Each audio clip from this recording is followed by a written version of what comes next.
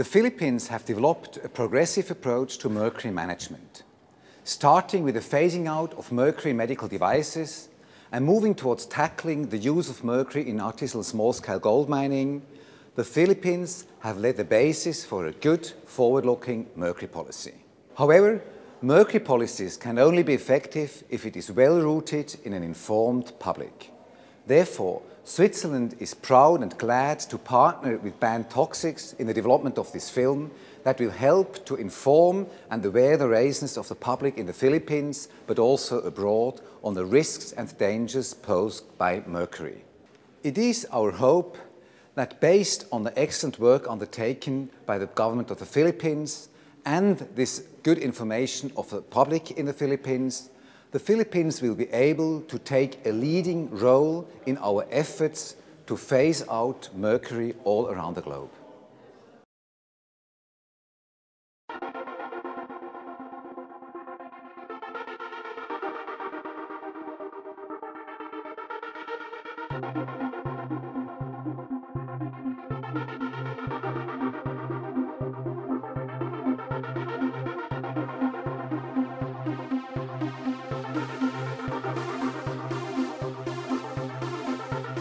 Mercury, or quicksilver, in Tagalog asoge, is commonly found in the environment.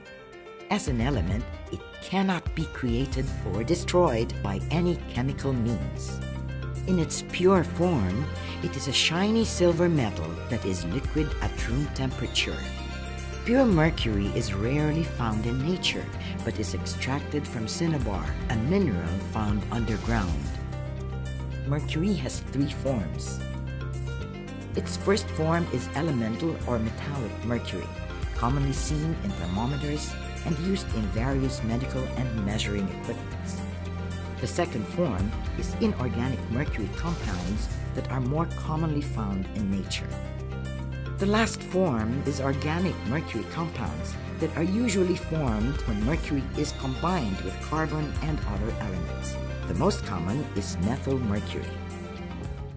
The use of mercury has evolved over the years and is now found in a wide range of products and industrial processes, such as chlorine used for PVC plastics, products such as electrical switches, relays, and energy-efficient fluorescent light bulbs. It is also sometimes used in laboratories, cosmetics, skin lightening creams, merthiolate or mercurochrome, pharmaceuticals, vaccines as a preservative, and jewelry. Each form has its own toxicity profile.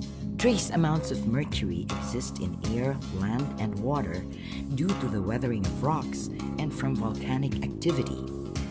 Human activities, however, have substantially contributed to mercury being released into the environment.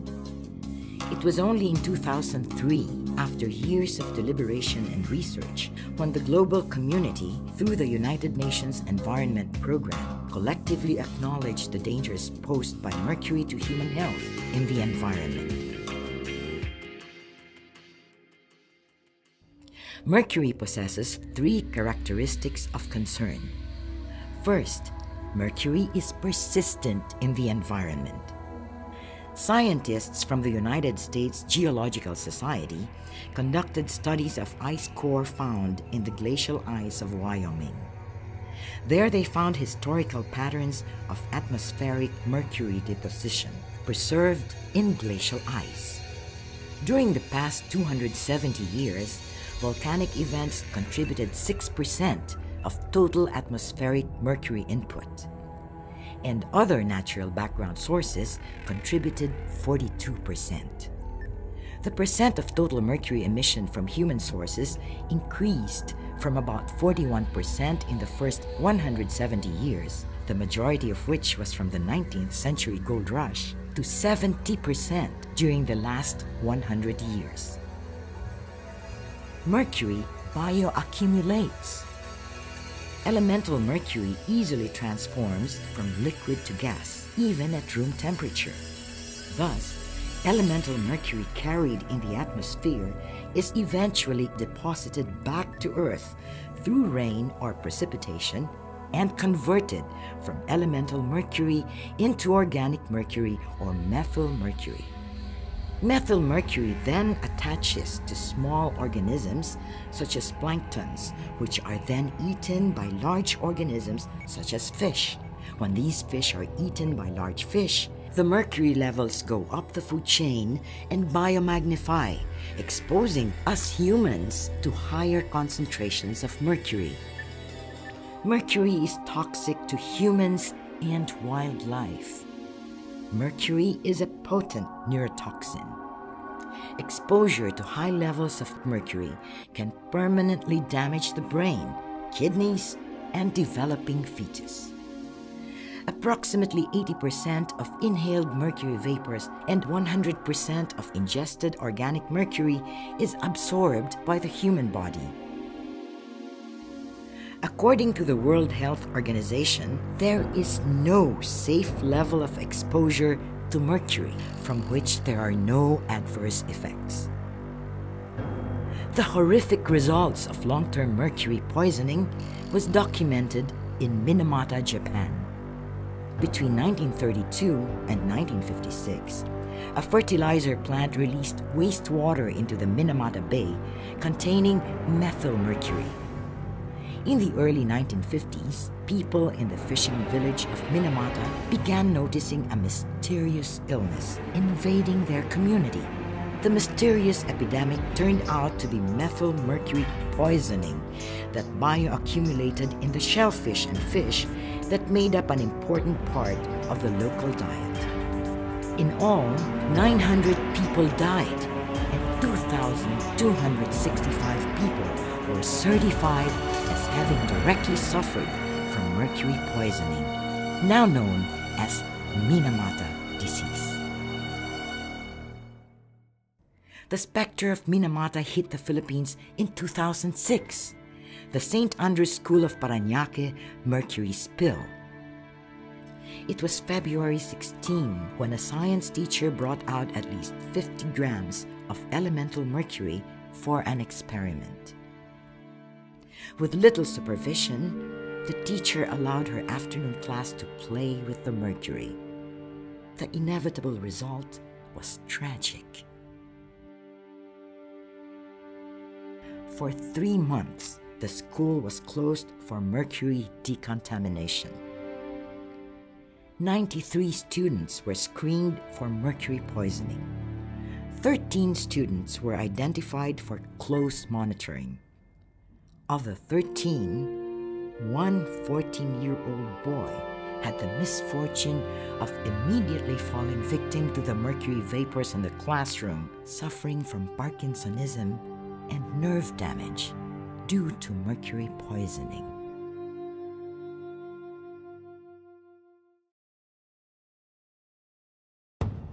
In August 2008, the Philippine Department of Environment and Natural Resources conducted an inventory of mercury emissions in the Philippines. The study identified the following major emitters. The extraction and use of fuels, particularly coal, produces approximately 23% of total mercury emissions in the Philippines. Coal contains mercury, and once coal is burned to produce energy, mercury is emitted.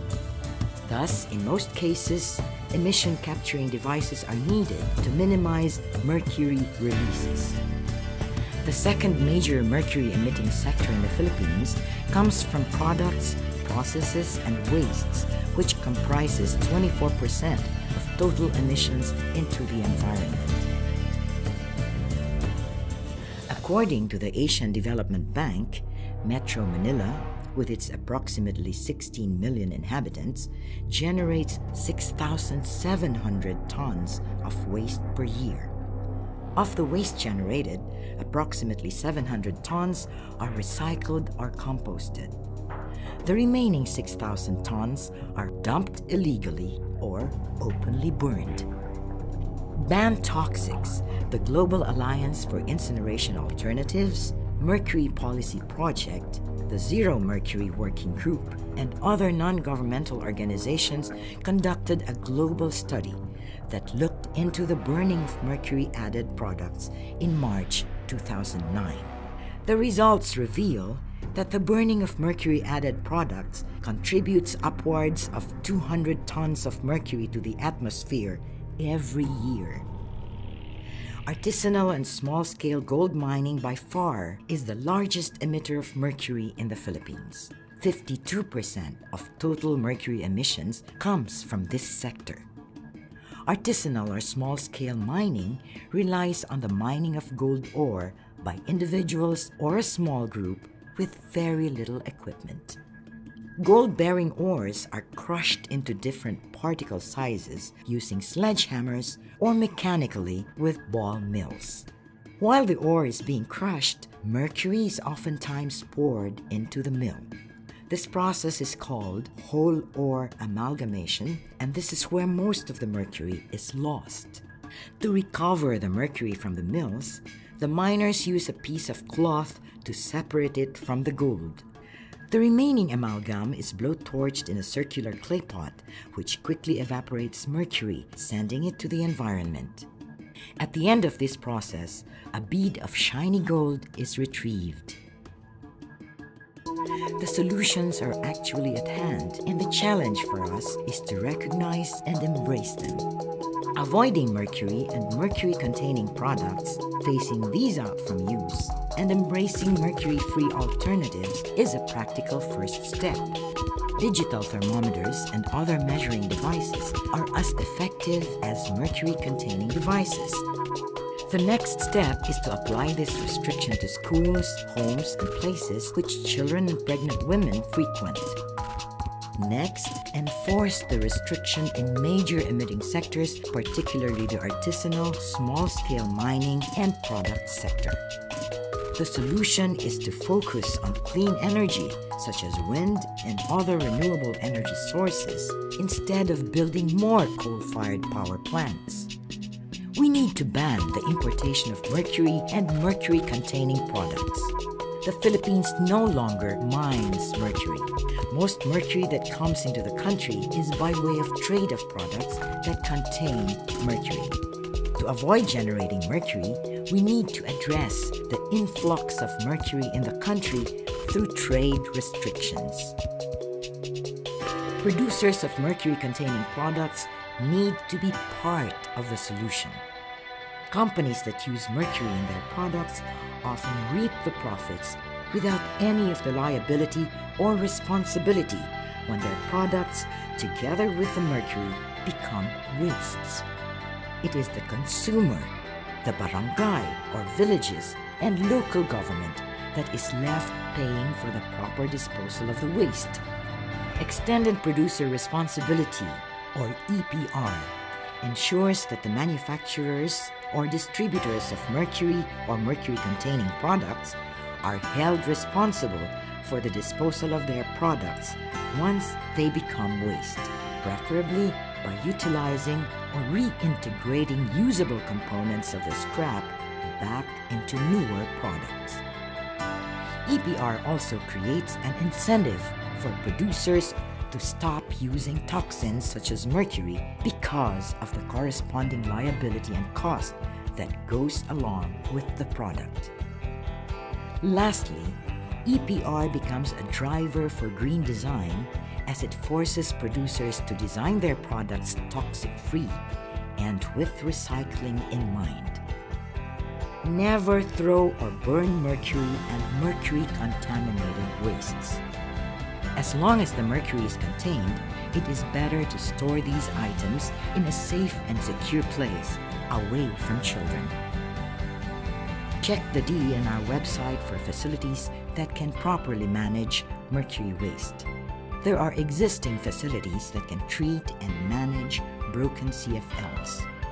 These facilities utilize processes and technologies that minimize mercury emissions and protect workers that handle the toxic wastes. The government needs to install mercury level monitoring in fish and other aquatic products and issue regular advisories, especially to coastal communities who consume a lot of seafood. Exporters of fish are required to test the fish they export for toxins such as mercury. Another concrete step towards controlling mercury is to have a binding treaty on mercury. Global negotiations are underway, and it's important that the Philippine government actively participate in these negotiations to ensure that Filipino interests on mercury are safeguarded.